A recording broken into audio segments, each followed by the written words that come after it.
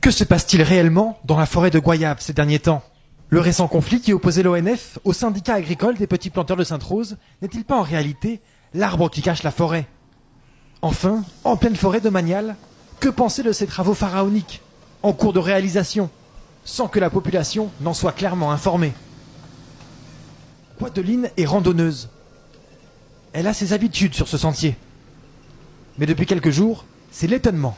Tout ce sentier, il était totalement défait pour aller jusqu'au parking de la chute Moreau et de la partie ludique où les handicapés puissent pouvoir être là. Donc c'était totalement défait d'ailleurs. Et puis là, je m'aperçois que là on fait un boulevard.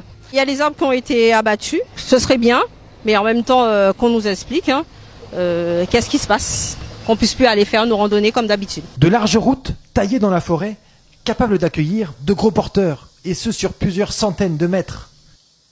Elles mèneraient sur plusieurs zones entièrement déboisées vers lesquelles nous n'avons pas pu accéder. Un projet qui étonne aussi les petits planteurs de Sainte-Rose, propriétaires de parcelles agricoles ici. Qu'on constate en fait, c'est comme un petit syndicat agricole, on se fait taper dessus et on se rend compte que derrière ça on se trouve avec des multinationales, genre le commissariat à l'énergie atomique, sur des projets de capteurs infrasons qui doivent être installés dans la forêt domaniale. Je ne sais pas si, comme je dis, si vous avez constaté les travaux, mais des hectares et des hectares de forêt ont été déboisés sous l'égide de l'ONF. Et là, en fait, on essaye de nous faire passer pour les moutons noirs, entre guillemets, en disant que c'est nous les méchants, que le programme qu'on est en train de faire. Et tout ce qu'on a fait, en fin de compte, c'est de mettre à jour les travaux qui sont faits sous l'égide de l'ONF et de mettre en lumière un petit peu les mauvaises actions de ces personnes-là dans le pays en matière de gestion de la forêt départementale domaniale véritable.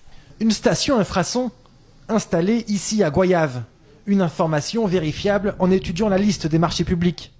Dans le cadre de son adhésion au traité d'interdiction complète des essais nucléaires, la France a installé 16 stations de surveillance de ce type dans le monde. La prochaine, l'IS-25, est en cours d'implantation à Goyave. Ce système a ainsi permis de détecter et d'analyser les événements survenus ces dernières années en Corée du Nord.